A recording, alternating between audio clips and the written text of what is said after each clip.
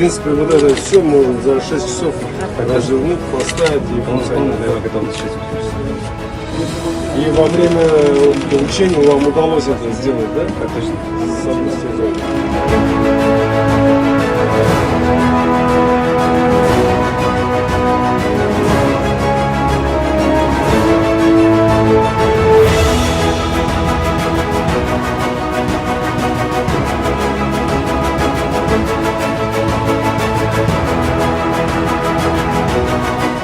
С вас вот мы сегодня проводим учения в чрезвычайных ситуациях.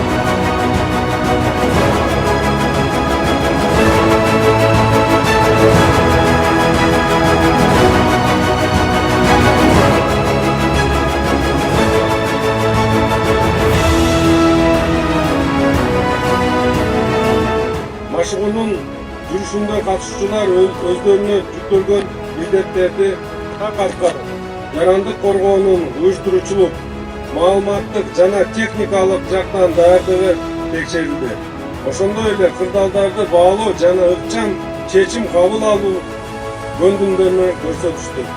Мындан тышкары, жарандык коргоону жаатында багытталган уюштуруучулук жана координациялык иштердин жакшыртуу зарыл экендигин аныктады.